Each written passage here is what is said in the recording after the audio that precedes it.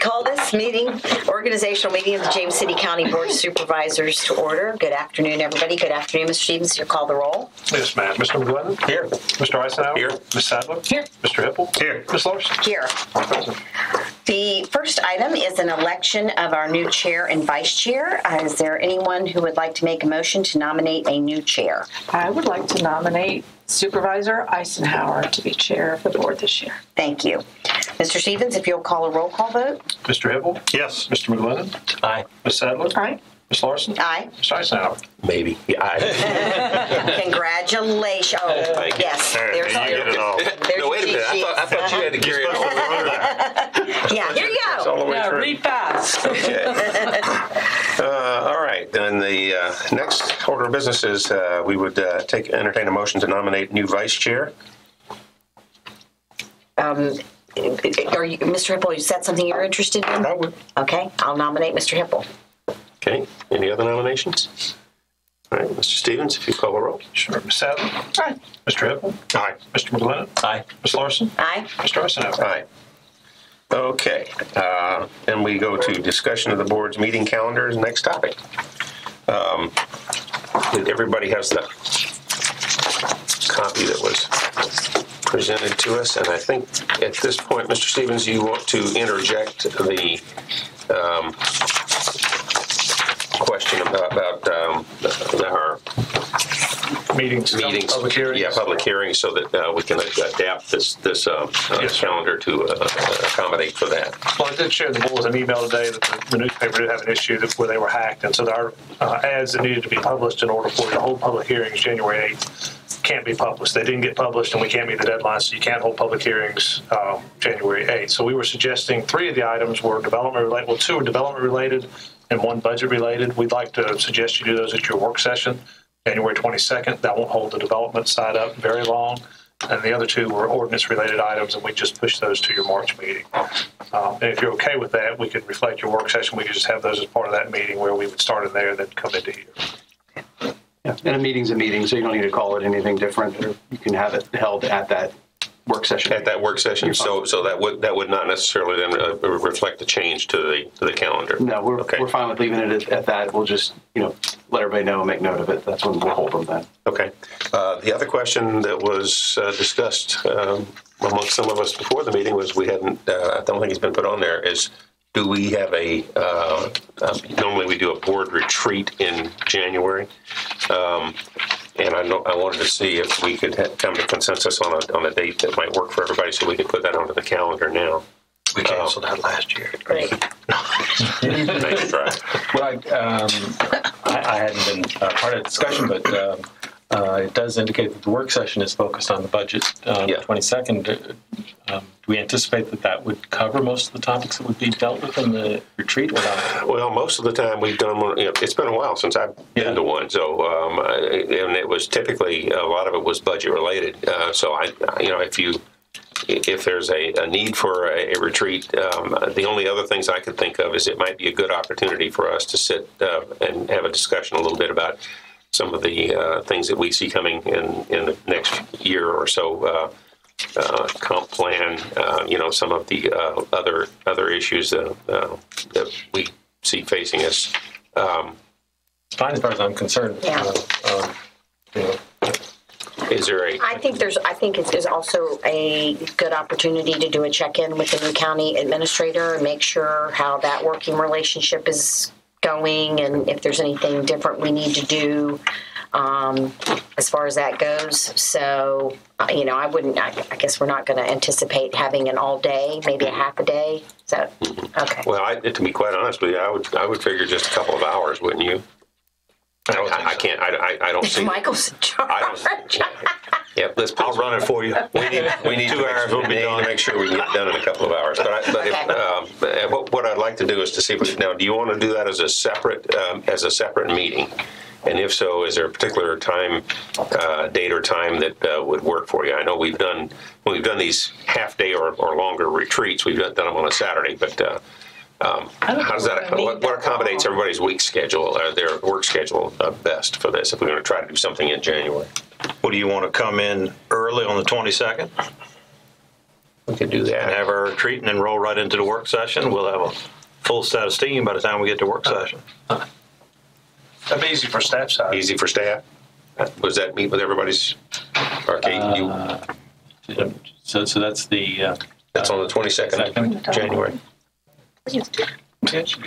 Okay. So do you want to put that at 2 p.m. then, so we can have a couple of hours before we roll into the work session? Okay. Okay.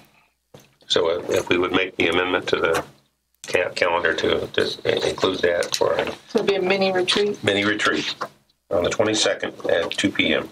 In this building? Yes, I would think here at the work session. What I would also ask is that each of you provide to Scott, copy to everybody else, a list of subjects you would like to discuss, sort of, just bullet points, so that we can all have a chance to look at it and review and put together a more focused agenda, so we can maybe, where we have multiple people that have same interests and want to discuss certain things, we can focus the discussion that way. Okay? Sounds good. Alrighty, so we've done the changes. If that's settled, I would ask for a motion to approve the organizational meeting resolution, including the packet with changes to the calendar. Motion? Okay. Mr. Stevens? Mr. Hippel. Aye. Mr. McGlinnan. Aye. Ms. Sadler. Aye. Ms. Larson. Aye. Mr. Eisenhower. Aye. Okay. While we're still on that, Chair, do we need to, Adam, since we amended our calendar, do we need a vote for last year's calendar, even though the time's already done, just for, since we amended, added the 1 day? We probably ought to, The extra holiday, right? we probably ought to have Yes, a vote that's on right. that. Your holiday as well. So you guys can go ahead and vote to affirm that.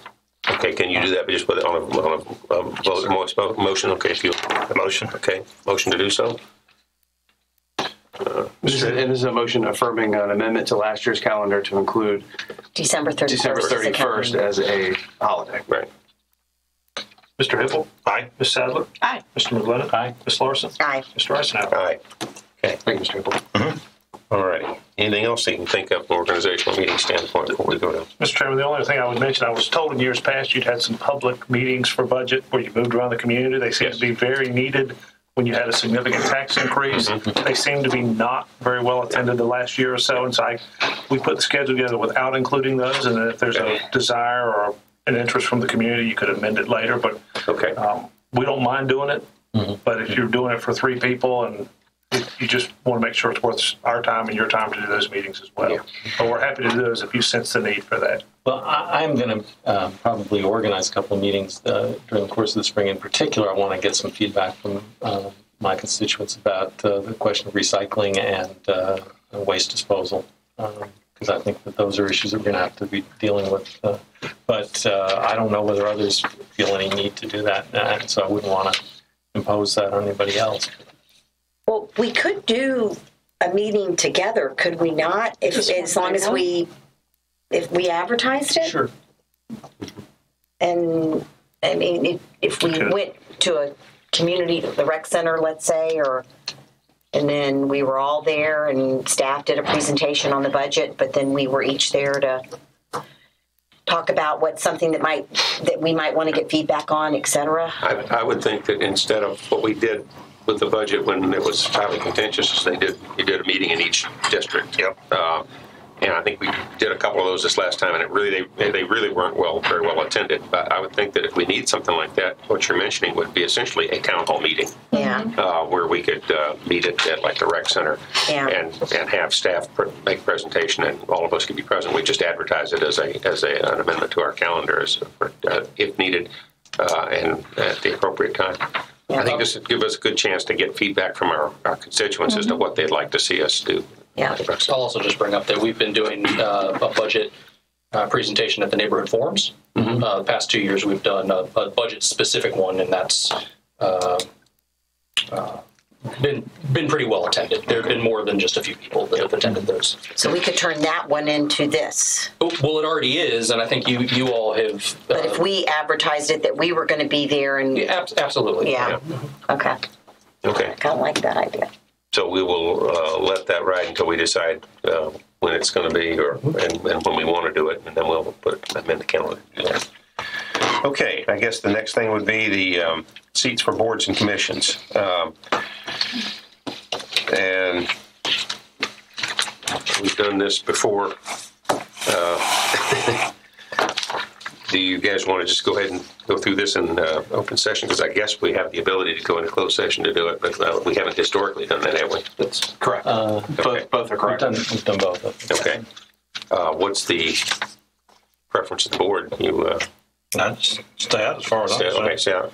If it's already all, unless y'all, Which you I don't know. I think it would be worthwhile for us to have a general discussion in closed session about the whatever philosophy we're going to have in terms of the appointment to the boards and commissions to guide how we do it.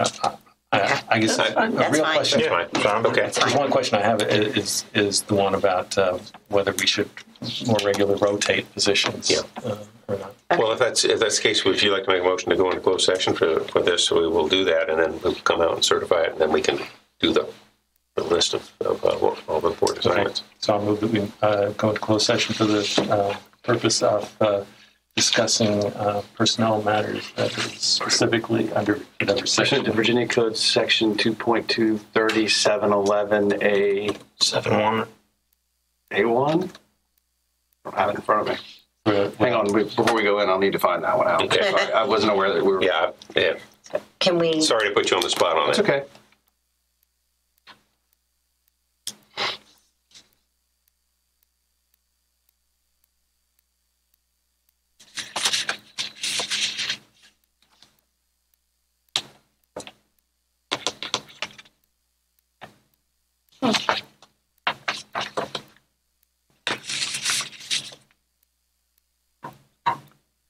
It's 2.2-3711A1 of the Code of Virginia. Okay, for the purpose of discussing board appointments to boards and commissions. Mr. Stevens? Mr. McGlinnan? Aye. Ms. Sadler? Aye. Mr. Hippel? Aye. Ms. Larson? Aye. Mr. Eisenhower? Aye. Motion carries. Okay, we're in closed session.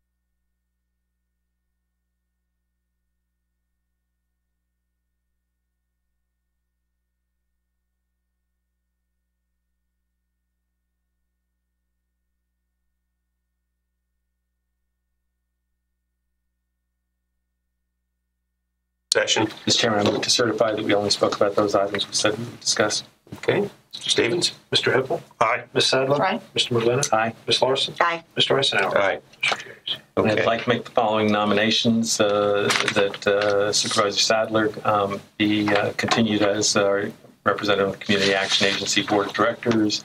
Mr. Hippel serve on the Hampton Roads Military and Federal Facilities Alliance, or HARUMFA, the Hampton Roads Planning District Commission, the Hampton Roads Transportation Planning Organization, the Hampton Roads Transportation Accountability Commission. That Ms. Larson and Mr. Eisenhower serve as our representatives to the School Liaison Committee, that Mr. Eisenhower serve on the Historic Triangle Collaborative, that Ms. Sadler continue serving on the Agricultural and Forestal District Advisory Committee, that Ms. Sadler continue on the Economic Development Authority, Ms. Larson serve on the Williamsburg Tourism Council, that Ms. Barbara Watson continue as our representative on the Community Services Coalition Board of Directors, that Mr. McGlinnan serve as representative to the Greater Peninsula Workforce Development Consortium and the Peninsula Council for Workforce Development, that Ms. Larson serve on the Virginia Peninsula Regional Jail Authority, that Mr. McGlinnan continue to be our liaison with the Historic Virginia Land Conservancy, that Ms. Larson continue as the Greater Williamsburg Area Chamber and Tourism Alliance representative, that Mr. McGlinnan continue as our representative to the High Growth Coalition and to the Williamsburg Area Medical Assistance Corporation. Okay. We have a motion. Mr. Stevens? Mr. Hippel? Aye. Ms. Larson? Aye. Mr. McGlinnan? Aye. Ms. Sadler? Mr. Eisenhower? Aye. Okay. Yeah, certainly. Thank you. I feel like I've moved enormous numbers of chess pieces around. There we go. That worked. Good job. Good job. Okay, next on the agenda will be our seating assignments. I'd like to go to closed session to discuss. All right, you have to remind to switch to five. 2 sits beside the chair and 5 sits at the far I end. think you got 2, sits John. down. You don't get the choice. Oh, he thought he meant number 2. I thought you were reading from over there. 5 is down here by the door, right? Yes, that's not better than mine. That way you can pick the one. Go ahead, Sue. Oh my gosh. It's like the one they used for the Shelley Simons and David Yancey. Oh, I wow. think it Last you're one. right. 2. Oh. 5. 4. 3. Woo Stay woo. where I am, right in the middle. Okay. So I'm down on this end. Yeah, I'm here. You're seated where I've been seated. Okay. You're next to me. I'm in John's seat. You might just, you don't do that for Doug or not, but I say. I really thought about that. No, we don't do it. We just stay where we're at. Stay where we're at. We're done. You'll be meeting separately, right? So you won't stay. But we'll be meeting in here, right? I didn't think We so. scheduled it for the boardroom. Oh, do we? In the main Okay. room. That way you Because do your chair your would change. JCSA meeting out there and you come in here for your board work session. Put the numbers back in and we'll. Shoot, we'll I gotta draw for the remember next 2 one. seats. This is Yeah, from a staff perspective, it would be easier if you had to save seats. Yeah. I'm willing to put up with that if everybody else is. Yeah, we'll just pass it down like we've done. Yeah. Chair goes down there, down here. What's your number? 3. Oh, yeah. You're the same where you were. Yeah. Yeah. You're between us. Okay. All right. Public speaker policy. Mr. Kinsman. Thank you, Mr. Chairman. As the board knows, it makes me nervous whenever we have a term that is not defined, and we have that in the term groups. Over the past couple of years, it hadn't come up a lot, but it comes up every now and then where someone will say, I represent a group, and it may or may not be a group that we've heard of, and there's always sort of a furtive look between Jason and I as to whether or not to go ahead and register them for 15 minutes or not, and truth be told, we almost always register them for 15 minutes. I wanted to put before the board some options if you would like to define the term group. You will reduce my anxiety at least a little bit, and there are 3 suggestions in there.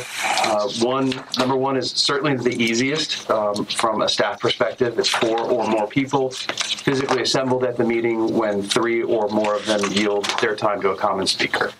That's just a really easy way of doing it. That recognizes that a speaker giving additional time to one speaker really is an effort to save time at the board meeting, and you get a little bit more in depth. Look at the same thing perhaps several times over. One is that we could look for the Virginia State Corporation Commission. For corporate entities, that may work for your HOAs, but it certainly doesn't work for your ad hoc neighborhood communities. And then one that has, quote unquote, registered with the county beforehand. So we just maintain a county list of groups. So that doesn't necessarily mean it would have to be Virginia State Corporation Commission. It could just be, hey, I represent this neighborhood. We don't have an HOA, but I'm the unofficial representative, or official, unofficial representative. So that's just out there for discussion. There are no hard and fast rules, but first one sure would be easy. I'm up for the first one. Yeah, I'm good on the first. Yeah, the only question I had is, what if, so say somebody, I'm representing a group, does the chair say, can the people that is it supposed to say, people that you're representing, please raise their hands? That would be my suggestion. So that way those people and then if they come say to they're ceding their time to that common speaker, and then they would not be allowed to speak. They've given their time to this person who gets a full 15 minutes versus 5 apiece. That way we can keep track of it. Exactly. Yeah. Well, and it tracks with what I have recommended to a lot of groups when a bunch of people are going to show up for the meeting. I always tell them you're much more effective if you have a lot of people in the room. If you decide you're going to have just a couple of people speak for you, and then say, all right, everybody here who supports that position, stand up so you can see how it works in the room. I think that first one sort of goes hand in glove with that, where you would basically have people who would be willing to cede their time to. Yeah. I think I would opt for B. Let's just to eliminate group from the policy. And frankly, it isn't so much an issue these days. We haven't really had a lot of people come and represent groups and so on. That may change, but I can see gamesmanship going on with number one. So, you got 20 people from a neighborhood, and 4 of them will raise their hand for one person, and then another 4 will raise their hand for a second person, and then you're dealing with an hour's worth of public comment. But they would have been speaking anyway. Not necessarily. I mean, it's sort of a question of whether they. Yeah, you're right. They may or they may not. But you just kind of get into a kind of sort of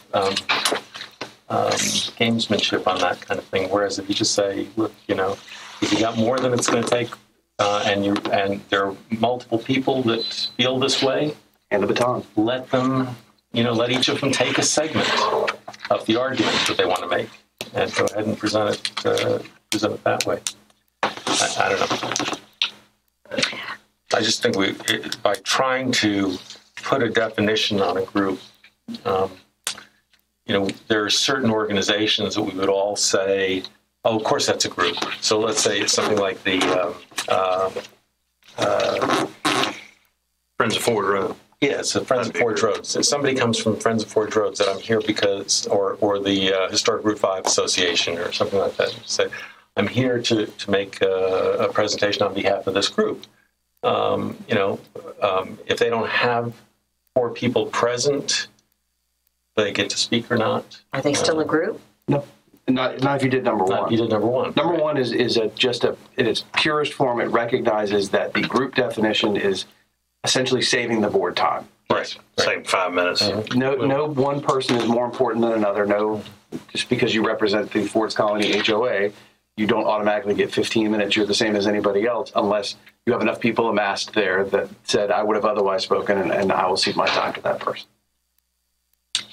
One thing that surprised me when I came onto this board was that there was no. I mean, I've seen all types. It seems like public comment is something we've talked about a lot, but there was no time limit, which is what we had when I was on. For the total for public comment. Correct. Yeah. So that if you had 50 people who came out to speak about that chair, you said, okay, well, we've got 50 people. We have, it's our business meeting. I mean, we want to hear from people, but we have also got to conduct our business at a reasonable time.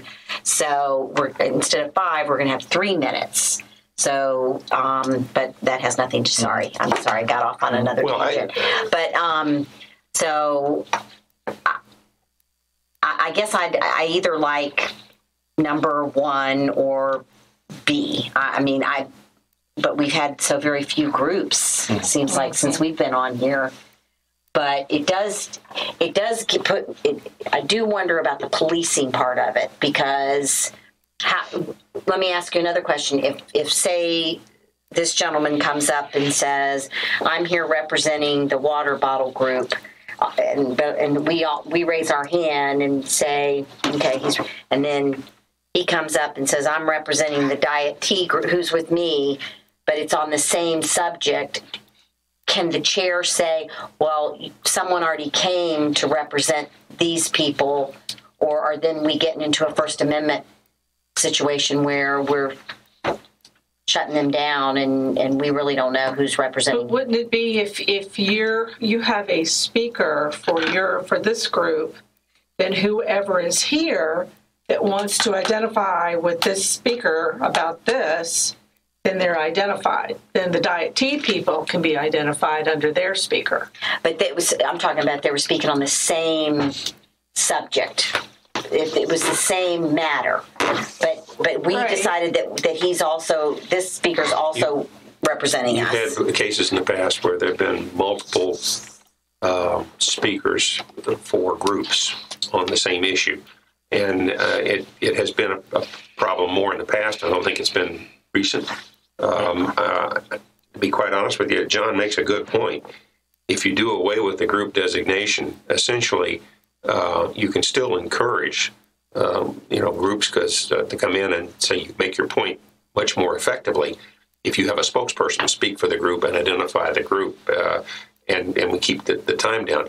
But what it takes away is we are no longer in the position of having to police what a group is. And let's face it, it's been abused in the past. So would that spokesperson still get 15 minutes? No. Everybody would get 5. Everybody gets 5 minutes. If you had a group, and I said we had a group of 30 people that want to come in, and we want to speak for 15 minutes, you have three of your members speak for 5 minutes apiece. If that's what you think it needs to get your message across for your group. What we're having trouble, I know when I was chair, we're having trouble with is defining group. Yeah. All of a sudden, this person would say, I'm talking for 20 people, and I want 15 minutes.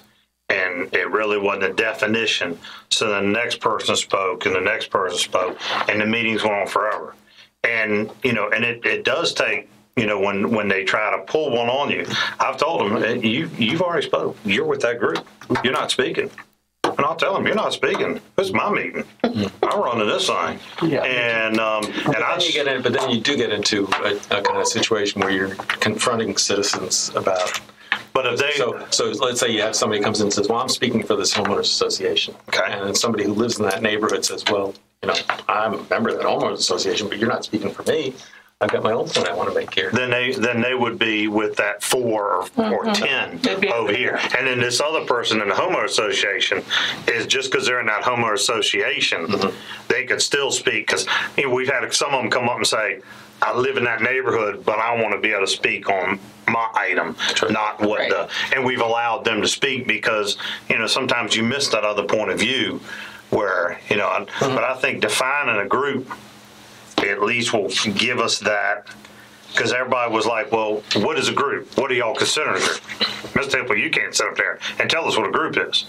But with defining a group as 4 or more, then, if you get 30, then you're going to spend 15 minutes instead of 5 minutes apiece. Well, and it could be, too, that you may have a specific topic where you have, and people have asked me in the past, how do you handle it if you've got 50 people that want to come in? I said, well, everybody's welcome to speak, but it's very impactful if you have one spokesperson and then have everyone stand up who agrees with what you're saying. However, if that's the case, then perhaps whomever is being represented by that spokesperson needs to be register, with Teresa or whomever, that, okay, I'm part of this, but maybe I agree with what you're saying, but maybe I don't like you and I don't want you to represent me. And I'm going to speak on the same thing, but I don't want to be part of your group. I don't have a problem with that.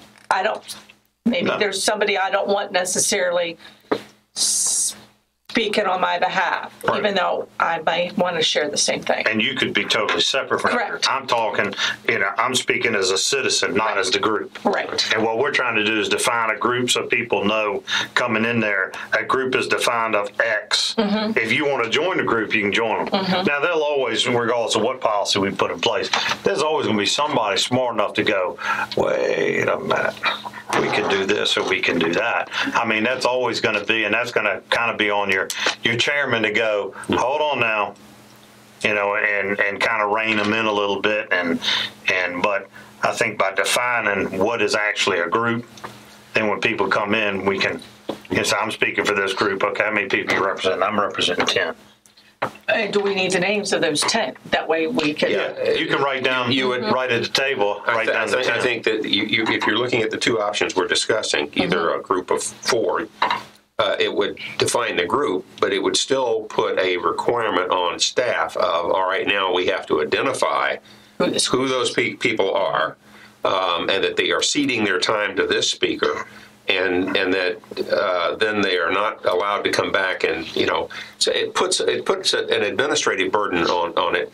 I like the idea of defining the group, but I think John's point of having it just everybody have individual, because we've had some real some people who've done very well coming in representing groups. We've had some people who come in and create spurious groups in order to be able to dominate a certain amount of time in there. We haven't had that problem in a while. Doesn't mean it wouldn't occur again. And there may be a time when we get 50 or 60 speakers and we're going to be here half the night. But that's just, that's the nature of the beast if you're going to have public comment. But personally, John has sort of convinced me. I sort of think we're better off if we just eliminate the group. What's the easiest what's the best? What's your you've given this, but if you had to get down to the nuts and bolts, what would be your recommendation? Well, I think you guys have hit it. It's either, if you want to allow someone extra time to speak, it's easiest for us just to count 4 people and go, you're here, you can't talk anymore, done. If you don't wish to give people extra time, then it's better just to not have group defined, because then we're not counting, we're not keeping names, we're not doing any of that. It's just everybody gets 5 minutes. Didn't we used to have public comment was 3 minutes, remember? Yeah. So we've given them considerably more time than but that's because we only have one public comment. So. But it was only 1 at 3, and then it went to 2 to 3, and then it went to 1 to 3, then it went back to 5 during all. I remember that very, very But clearly. even Miss Peg, who talks trash, sometimes she has a hard time getting it all in. That's right.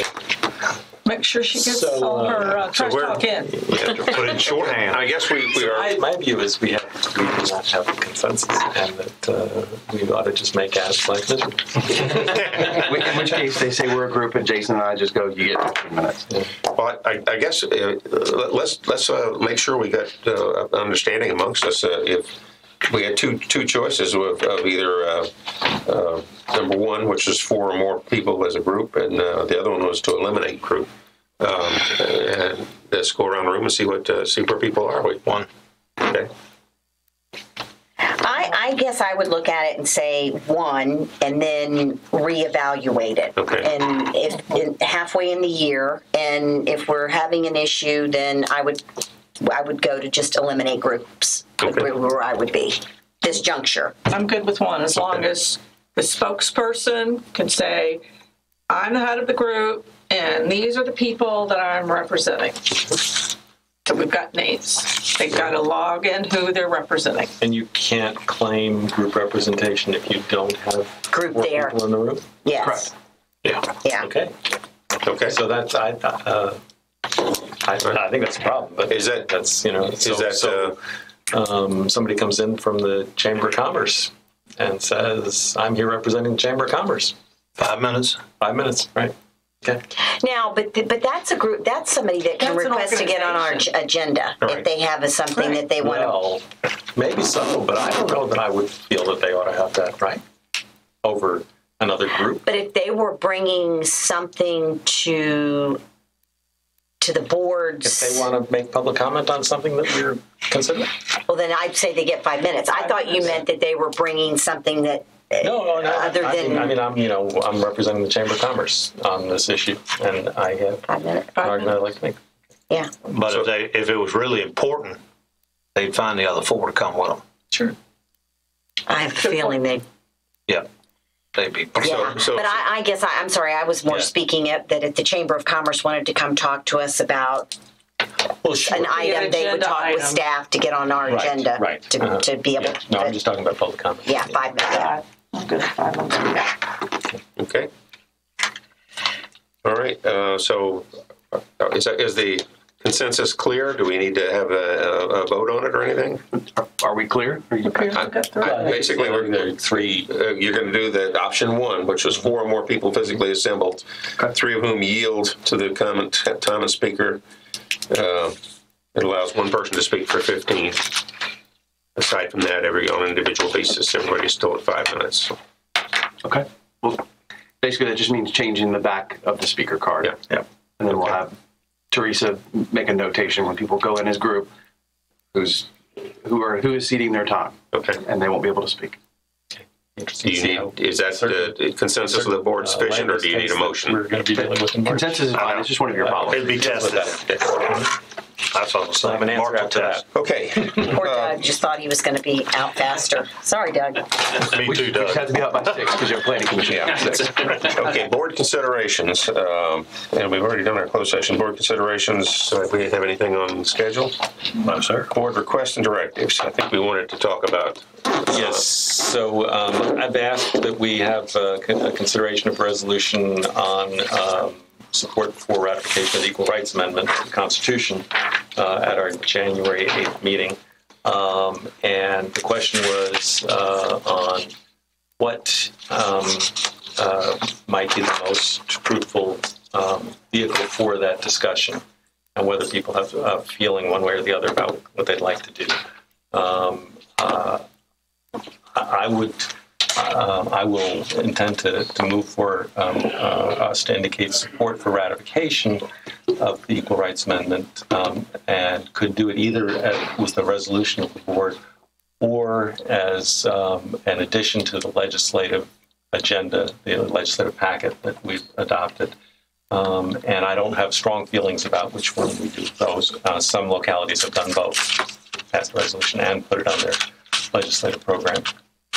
But just wanted to get a sense of, I think we can have the substantive discussion about the issue on the 8th, but just wanted to get a sense of whether people had a feeling one way or another about what they'd like to do. As in terms of supporting it or not? No, in terms of what kind of means support would be the one we would discuss. Resolution, or whether we add it to our legislative It just thing. means that we would discuss essentially what we have is to the legislative agenda, or whether or not to adopt a resolution. We had a proposal to put it on to put his request. He had asked for it to be added to as a board consideration at our January 8th meeting, and we decided that what we wanted to do is before we advertised that, since I think it's already been posted up there, that we wanted to have a discussion at this meeting about the method we would bring it forward for consideration. Doesn't mean that you vote for or against at that point, but I think that it's one of those that John brings up a point. It probably deserves some public debate, whether we decide how we want to go, if we want to go. Because I guess some jurisdictions have gone one way and others have gone another. It's just the nature of the beast. Yeah, well, I think Newport News had an issue about the timing of the consideration of the resolution. Okay. Not on whether or not to adopt, but they had some disagreement over whether they'd agreed to bring it up in January or back in December. Put differently, do you want me to prepare a freestanding resolution for you, or do you want me to prepare an amendment to your legislative agenda, or both? And then you'll talk about it on the 8th. Well, If you're going to do it, I would say freestanding. But Are we going to vote on it? I'm This getting is confused. confusing. I am too. Because it sounds like we're pushing it through whether we vote on or not. Exactly. We're going to do one of two. No. Okay, that's what I'm The talking question is whether we would vote on on whether or not to adopt a resolution, or whether we vote on whether or Let not me put to it add for it you to in the very, legislative very agenda. clear terms for you. If you decide you're going to vote against it, what would you prefer to vote against? A resolution or an amendment to the... Or none of the above. Or none of the above. But you see, the problem is if we want to bring it up for discussion, you have a couple of alternatives, at least, as he was mentioning. I would think to bring them both up and see where if there's consensus to support it, see which one the board prefers at the time. I feel like if I'm making a determination about what avenue we use, that kind of, what's the point? If I'm not in favor of that. Right, I'll just tell you that right now. So I don't feel the necessity to discuss. Okay. I don't think that's something that a local board needs to be talking about. I think we have other things that we need to discuss. So for me to discuss the avenue on how we're going to get there is fruitless on my part. Okay. See, that's what I was wondering because it looks like you've got one or two choices to vote on. And I don't know everything about it yet. I'm trying to figure out everything and what connection and at the end of the day, what is it going to do? What's going to change in life with this ratification, if anything? And so that's what I'm trying to figure out. And so I would like options 3, none of the above. Or the other two, and because it may be something that, if I'm gathering this right, and I don't have all the information on it yet, but it started in the 70s and then went into 80s, and if this thing hasn't moved since then, I mean, I would much rather vote on how much trash we're going to get off the road Thank you. in our community than something that's been going on since 1970. Well, we'll do that too. Yeah, I'd love to because it's getting worse. Let me ask you. Let me lay out a fourth option, which I think had been mentioned earlier, and it goes back to the issue we started last year with, where we didn't have consensus on the board, and that was we were asked to provide a letter of support for Senate Bill 942. And we did not have consensus on the board to do so. We decided we weren't going to do a resolution, but we wound up having a letter sent from the jurisdiction as opposed to a motion of the board. And it was a, if you will, a way to get around the lack of consensus to allow those who didn't want to vote to support one thing, but allow others who did want to support to have some option to do it. I mean, the bottom line is ultimately, if we as a board decide we don't want to do this individually, we can still do whatever as we wish. But I would think that there would be maybe some other middle ground that we could consider if that was. But the bottom line right now of this discussion is, I'd like to see us put it on the agenda for the January 8th meeting as a board consideration, but and have all the options available to decide what we want to do, including none of the above. The other thing I would say, Jim, about that is, I guess I don't want to ask that we draft a resolution if people would just as soon say we just want to add this to our legislative agenda or don't want to do anything. Yeah. So I think I'm inclined to just say let's vote on the question of whether to add this to our legislative agenda. Ratification of the Equal Rights Amendment. Okay. I mean, I know that citizens are very concerned about it. We just saw a survey that was done by Christopher Newport that showed 81% of Virginians support ratification of the Equal Rights Amendment. We know that it has been around for a while, but it wasn't very long ago that we adopted a constitutional amendment that had been around for 203 years. Mm-hmm. So it hadn't been ratified yet. But I respect the fact that we may have differing opinions about this. I think there was a slight difference in terms of the way we handled the issue with 942, which was to say that the county administrator actually communicated support on behalf of the county, not the board. Right. And some of us wrote letters that took differing positions. Different positions, yeah. So that that was a somewhat different position there. So I think we can listen to citizens on the 8th. We may get an opportunity to test the group theory right then.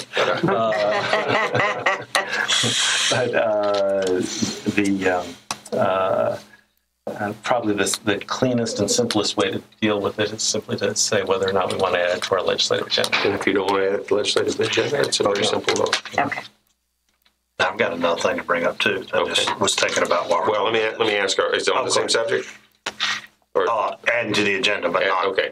Are we comfortable then with having that on the agenda as proposed for the? Okay, I want to make sure that staff on January 8th to have it added to the agenda as a board consideration, and essentially John's proposal was his proposal would be we would add it to legislative agenda, and then we can discuss that, listen to public comment, we can discuss that, and we can vote on whether we want to do it or not. And that's I'd like to see, and this goes into our dog issue. Yeah. Because of course y'all all heard the dog issue in my family and all that, and the dogs coming over and attacking the alpacas. We're going to find out when we go in court, alpaca now is not considered part of the llama family. I think it's considered, and Liz could recite the stuff. She was very good. And it's evidently in the camel family, so it's not a protected farm animal, even though it's on a farm. So the two dogs that viciously attacked those animals that I videotaped, the judge determined that since the General Assembly did not say that we should have changed this and included it, because the science has somewhere determined that the genealogy of the alpaca is not related to the llama. So then on a technicality, the dogs can come in and tear up whatever they want as far as alpacas go, and nothing can be done. The dogs get to be turned back to the owner, put in the same pens they were that they got out before, and now the owner paid restitution and all that. So he did what he was, what he thought he should do for that. Nothing against the owner, only the dogs.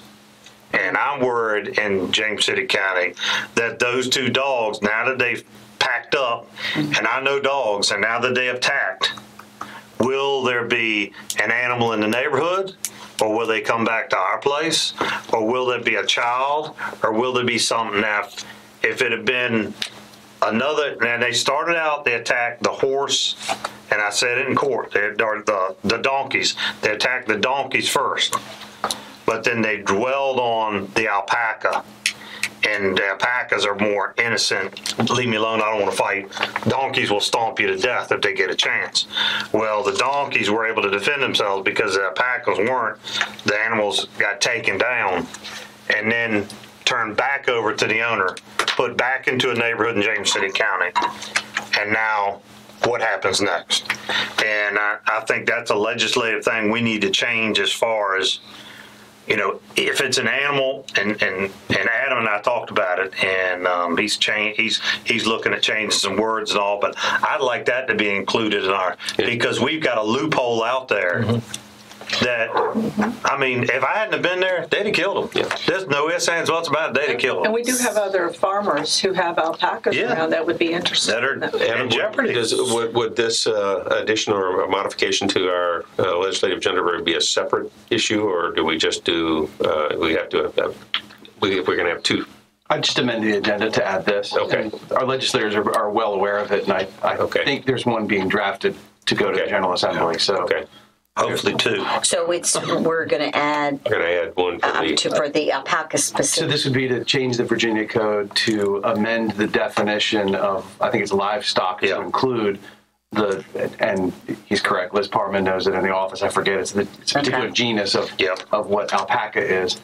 Basically what happened is previously they were all part of the llama family, it was in his llama, and that llamas were known to be alpacas, alpacas were llamas. And it was written in law that And then what happened is they did some recent scientific research, and now there's a split in scientists to determine whether or not an alpaca is a llama or a camel. Yeah. And so what we can do is clear that off with 2 or 3 words in the Virginia Code. Okay. It's relatively easy. So Okay. if that's the will of the board, I'll be happy to bring that up. We'll bring those two back on the 8th. You now have extra time on the 8th because you have no public hearing. Okay, So. sounds good. Yeah. All right. Any other board requests or directives this evening?